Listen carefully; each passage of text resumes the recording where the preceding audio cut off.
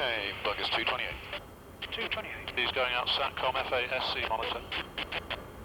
It's been called the video game conflict, but this is no PlayStation, as airborne RAF controllers intently gaze at screens that will give the Allies first warning of any counterattack from Yugoslavia's airfields. When you looked over here and you saw the raids, when you look to the northeast and you see the raids coming in, it was kind of difficult not to imagine what was going on the ground, but you've got to come away from that and just carry on doing the job you've been trained for. Easily distinguished by its rotating radar, the AWACS is built around airliner design older than most of the crew. But the £150 million Flying Sentinel is packed with such top-secret surveillance systems we can only show them in these pictures cleared by the military. The atmosphere in the windowless cabin is calm, but the watchers are alert should anyone try to locate them. Obviously an airborne threat, a fast airborne threat would be our biggest problem, because although we are a jet, obviously, the overtake on a fast jet is quite considerable, so he could hunt us down very, very quickly unless we're on the ball. These arrays are so powerful, one AWACS cruising over Birmingham could detect any aircraft between Land's End and John O'Groats. The 7 British planes, which share the patrol duty around the clock, carry no weapons and often have to take evasive action as they detect bogies, potentially hostile aircraft, heading their way. We have fighters on combat air patrols, and they're positioned strategically between our aircraft and the fighter threat. So they've got to get through that first layer of defence before they threaten the E-3. It's still the most hazardous combat zone they've ever flown in. So far, NATO's superior firepower's deterred enemy attack. The crew of call sign Magic 80 have come to rely on the electronic wizardry at their fingertips to keep them safe. Despite the fatiguing intensity of the work, the men and women of 23 and 8 squadrons know they can take some satisfaction in having flown the maximum number of missions with minimum setback. But similarly, the potential to resist of the Yugoslav Air Force remains untested, so they know they can't slacken their vigilance. For Slobodan Milosevic would surely risk some of his precious MiG-29s to bring down one of these, the ears and eyes of NATO's air offensive. Jeff Mead, Sky News, at 30,000 feet above the Balkans. Civilian buildings.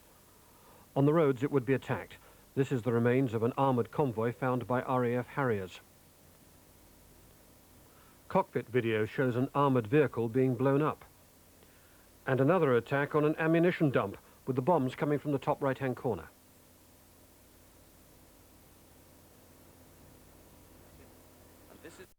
And laser-guided bombs, the Roosevelt has arrived at short notice, a result of the galloping pace of events in Kosovo and the problems with bad weather for some of the NATO aircraft. Her captain exudes confidence. Yesterday, our first strikes, doing exactly as the Air Force and the other Allied forces have been doing.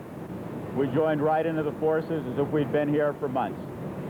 All night, the deck was a macabre black dance floor on which over 100 people loaded, checked, directed and launched the aircraft, seemingly indifferent to why they're involved in this dangerous venture, just doing the job. After the F-18s, the F-14s strained on the catapult and screamed off from east of Sicily to Kosovo. And this morning, more bombs and missiles to replace those delivered apparently successfully last night. Whether all of this and more of this will have an effect on the future of the people of Kosovo is a question which doesn't have an answer at the moment. However, NATO's military resolve appears to be holding, whatever the political or humanitarian dilemmas. Kate Adey, BBC News, on board the USS Theodore Roosevelt. Dangerous the war can be for American pilots, as an F-16 dodges 2 surface-to-air missiles fired by the Serbs. But after 2 weeks and hundreds of bombing runs, NATO warplanes still can't find and hit Serb forces dug deep into Kosovo. At this rate, says one U.S. military official, the war could last months. Today, several in southeastern Kosovo, shown here in satellite-enhanced video obtained by Moneyline. NATO said the Serb army was running low on fuel and hiding out. The red circles mark Serb tanks hidden in the rubble of bombed-out buildings. NATO said these armored vehicles in Kosovo were out in the open and were hit. NATO was also tracking is systematically rounding up refugees near the border and driving them back into Kosovo. Serb television claimed those refugees were simply returning to a peaceful Kosovo. But along the border, CNN witnessed scenes like this one, Serb soldiers laying landmines. For many months, the Serb armed forces were mining the border with Albania to stop people going in. Perhaps overwhelmed by the welcome or tired from the hurried swing through Europe, Secretary Cohen veered verbally off target. We've got a major humanitarian catastrophe that we have to face by virtue of Slobodan Milosevic. I'm even stumbling on his name now because I'm so adverse to pronouncing it. Later, Capitol Hill met the front lines in a mutual morale boost. We've actually done this 7 or 8 times since last August or so, spinning up and getting ready for it. And now we're finally doing it, so the gang's all happy. Well, you're saving a lot of lives. That's the good part. It's a job, it's a stressful job, but it really matters. And the same for you, too. I'm sure it's a stressful job, but it's very important. Even senators need to hear that every now and then. Well, You're great. You got a great attitude. Well, thank you Good very luck. much. I wish you well. Thank you. Other thoughts were on the 3 captured U.S. soldiers. I think it puts a little bit into everybody's spirit. We want to fight a little bit harder now that those guys are kind of behind the lines, you know. And everybody's kind of worried about them and really pulling for them. But the U.S. Defense Secretary warned there would be no deals over the terms of any release. No ceasefires. He's to release them and to return them safely to the United States. We're holding him personally accountable for their safety. If the 3 Army Rangers are released, there's a good chance they'll pass through here, the massive Ramstein Air Base. Plus, their permanent unit, the 1st Infantry Division, is located nearby in Würzburg. Richard Roth, CNN, Ramstein, Germany. On the aircraft carrier, they got down to deadly business as darkness fell. The USS Theodore Roosevelt's presence both adds to the firepower available to NATO and makes a statement to Yugoslavia about piling on the pressure.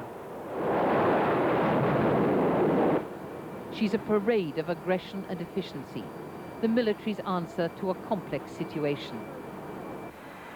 However, as night fell, she was already part of the biggest raid so far, the first wave of F-18s catapulting away.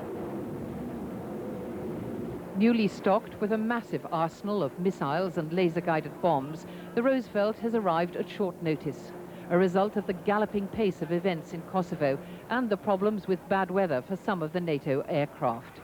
Her captain exudes confidence. Yesterday, our first strikes, doing exactly as the Air Force and the other Allied forces have been doing. We joined right into the forces as if we'd been here for months. All night, the deck was a macabre black dance floor on which over 100 people loaded, checked, directed and launched the aircraft, seemingly indifferent to why they're involved in this dangerous venture, just doing the job. After the F-18s, the F-14s strained on the catapult and screamed off from east of Sicily to Kosovo. And this morning, more bombs and missiles to replace those delivered apparently successfully last night. Whether all of this and more of this will have an effect on the future of the people of Kosovo is a question which doesn't have an answer at the moment. However, NATO's military resolve appears to be holding, whatever the political or humanitarian dilemmas. Kate Adey, BBC News, on board the USS Theodore Roosevelt. Infrared targeting system, 2 black dots. Those are lethal surface-to-air missiles, SA-3s, that miss because their guidance radars are either being jammed or are turned off to avoid attracting radar-seeking missiles. Yes, I can confirm that I am definitely prepared to lead. This commander wants to take his troops, or at the very least volunteers, to fight in Yugoslavia. The Russian government has not taken him up on his offer. The 7-ton carrier made a hasty trip to the Adriatic Sea to join the fight. The second day of launches from the U.S. carrier Theodore Roosevelt. A relative latecomer to the conflict in Yugoslavia. The ship's commanders learning only last weekend, and officers said they were to take part as head of a battle group of 10 other vessels. Not that, Captain David Bryant said 2 weeks out of port in Norfolk, Virginia, they weren't ready. As this heated up here, we were preparing our aircrew, of course, as the ship, are all very well prepared anytime to go in to respond to any crisis. On a day that would see a series of 3 missions into the middle of the night, everyone on board aware now of a new place, Kosovo. An officer on the Roosevelt asked how many of the more than 5,500 on board had heard of Kosovo just a few weeks ago, said, well, probably all the pilots, but probably less than 20% of the rest of the crew. The flow of bombs from the hangar deck to the flight deck, though, reinforcing that the conflict over Kosovo was for real. We're bringing up so much stuff. I keep track of it all. I see it when it goes up. When it comes back, I'm out there to see if the bird comes back with it, and if it doesn't, I don't know, a few thoughts cross my mind. As the 4.5 acres and 97,000 tons of the USS Roosevelt, for the first time since the Gulf War, went into combat. Bill Delaney, CNN, aboard the USS Roosevelt. Duma's way of expressing its disapproval of NATO's campaign and is being seen by analysts as a political gesture rather than a military threat. More Allied forces are being sent to the Balkans to help with the refugee crisis, including 1,500 British troops. Despite their peacekeeping role, there's speculation they could eventually be used in a ground offensive against Serb forces in Kosovo.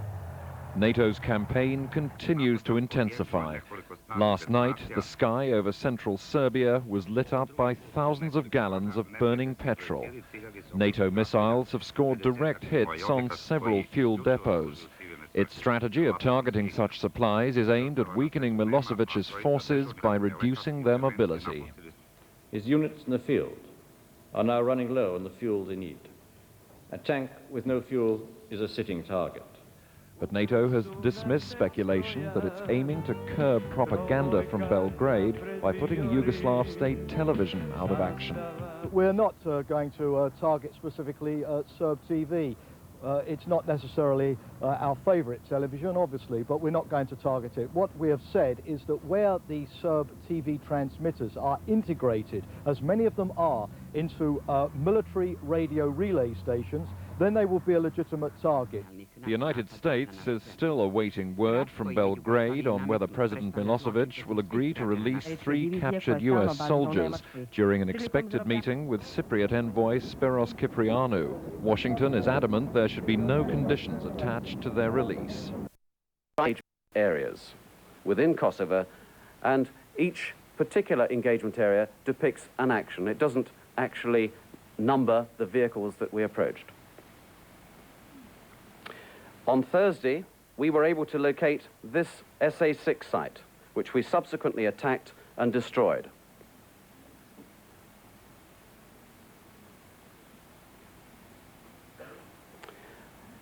And here is the resume of Thursday's activities. It was a better day for us, and we struck much heavier armored units in our operations. Other Serbian air defense activity was in line with that seen over the past few days. SAM activity was fairly light, but we saw an increase in emissions from tactical SAMs, and 1 man-portable SAM was launched against our aircraft without success. 1 Serbian aircraft got airborne for a short period of time, but recovered without engagement. There was also minor Serbian helicopter activity. All of our aircraft returned safely to their bases.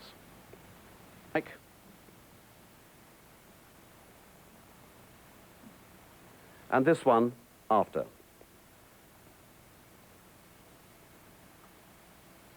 Imagery analysis pointed to 2 excellent attacks, as planned, with little or no collateral damage. Next, we have also targeted the petroleum facility on the fringe of the city. Here is the pre-strike imagery. And what I'm going to show you is a video of one of our attacks.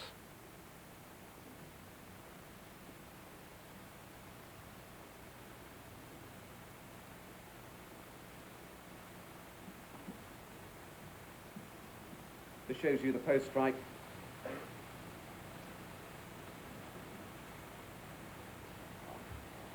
I'm sorry, I'm just getting a nod from the top there. I can't show you the video. I do apologize. We also attacked the garrison annotated, and here is our pre-attack image.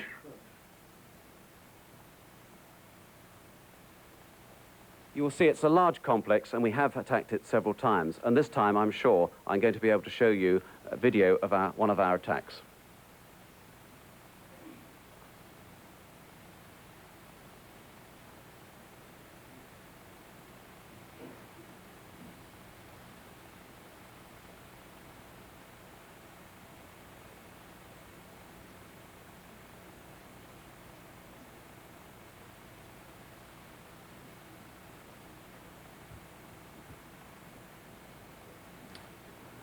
Finally, we attacked the main telephone exchange. This was a key target that was being used to provide communications between the fielded Serbian forces within Kosovo and Belgrade. Although 3 of our bombs hit the target, despite our very best efforts, it appears that on this attack, 1 bomb may have caused some collateral damage. This image shows the telephone exchange before the attack,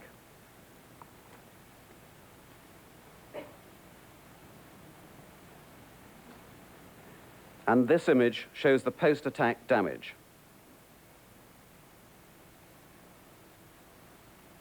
You will see in the rectangle to the north of the target an area which we have marked which is possible collateral damage, some 200 to 300 meters from the target. I also have some video of one of our successful attacks.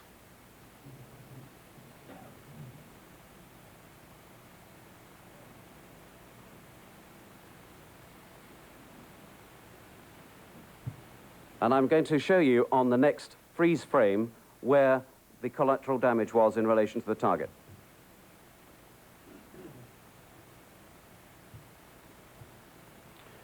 The mission report stated that 1 bomb appeared to be seduced off the target at the final stages. Close inspection of imagery indicates that it landed some 200 to 300 meters away in what seems to be a small residential area. Even though there were only 5 major target areas last night, not including the engagement zone, and once again, I'll remind the engagement zone may have dozens of targets in it, of the ability to hit maybe in a target area. If a target has, as I explained earlier, could have a weapon, it may require 1 weapon, it may require several weapons, or it may have several areas in that target that are hit. What I'd like to show you now is some film from a B-2. The B-2s that flew last night carry 16 GPS bombs. And those bombs can either hit a single target or several targets spread out over an area. On here, you'll see a target area in the Nellis Range area. It's hard to see on here, where 16 different targets were hit by 1 B-2, spread out over an area that was fairly large, only small here because of the filming of it. Each one of those targets was directly hit from a significant standoff distance. And what I'd like to point out here is each B-2 carries 16 precision-guided munitions, GPS, 2,000-pound bombs, and they can either be hit on the same target or on individual targets spread out over many, many miles. What were those targets? These, on this particular film, were armored vehicles and bunkers. But last night there were a spread of the different targets I mentioned earlier. Last night moving targets, or? No, they were stationary targets last night. Let them narrate this. Okay, next I'm going to show you some film from the last couple days. This is a armored barracks area in Nice, struck by F-16s that were totally destroyed. The next film here is, once again, it's the same area that was just destroyed as the aircraft departs the area. The next film will be on a bridge with an F-15E with a television-guided AGM-130 bomb, the Banja Palanka Bridge. And you'll see as he's driving in, he's guiding the bomb, and he'll be going for one of the main structures, stanchions on the bridge, to take that bridge down. And in fact, this bomb did take that stanchion down and take the bridge down in the river. When was that? Where's the bridge? This was 2 nights ago. Where? Banja Palanka. Danube. Yeah. That's right, it was the Danube River. As you can see, he's guiding the weapon into the area that would do the most damage, and that was taken down. The next film will be of a, you can run it please, is the Novi Sad communication site. Once again, this is a F-16 against this communication site here. That's both for command and control and for integrated air defense. This is a 2,000-pound laser-guided bomb. The bomb will be coming in from the right with a direct hit and destroys the communications site. Once again, although the film looks a little dark here, in the cockpit it's very clear, and this is a night shot, so from the cockpit it looks like day. The next film will be, next, run it please. This is also a communication relay site, and on this one I'll stop the film and you'll actually see the bomb coming into the target area. As you can see, the laser is through the cursor here, directly over the target. 2,000-pound bomb from an F-16. You'll see it coming in here, and it's a direct hit and destroys the target. What was the target? That was a communications relay site. What day? I think that was 2 days ago. I'll check for you. And what was the aircraft? See, but there are several bunkers in this area. It's a ammo storage area near Pristina. This is in Kosovo. And each one of these bunkers, this is a single target area. It's called one target, but each one of these points here is called design mean point of impact, that we will show you here in just a moment, the destruction on that. And as you can see here, these buildings are being taken out individually. And so when you hear that there were 22 or 30 targets, that doesn't necessarily mean 22 or 30 bombs. It may be several bombs on a particular target area, and that was successful. Again, Russia has bared its teeth momentarily, perhaps testing NATO's resolve, more likely playing to a home audience. These warships will leave for the Mediterranean on Monday. In preparation for the trip, the cameras were given a display of varied firepower. In Moscow, need just a few seconds to accept a new target.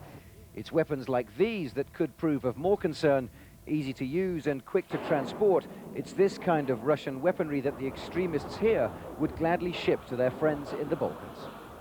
Yeltsin Milosevic has come from an unexpected quarter, with 10,000 Cossacks prepared to sign up to the Serbs' cause. On parade, President Milosevic's new model army. Russia's once fearsome horsemen, the Cossacks, are offering their services to Yugoslavia. They say they're ready to send 10,000 volunteers to preserve the republic's sovereignty. The Cossacks defended the Bosnian Serbs in 1992, he says, and volunteers are coming forward again to defend the interests of Serbia. This is a war against all Slavs and Orthodox peoples. NATO is trying to carve a path to Russia. If they're called up, the Cossacks could find themselves facing 8,000 more Allied troops, including 1,500 British soldiers. They're being sent to the Balkans to aid refugees, amid speculation they could be used in a ground offensive against Serb forces in Kosovo. But NATO says they'll be peacekeepers. NATO has admitted that one of 3 bombs dropped on the main telephone exchange in the Kosovan capital missed its target and hit a residential area. Moscow's sudden talk of Russian military involvement and retargeting missiles against NATO was enough to start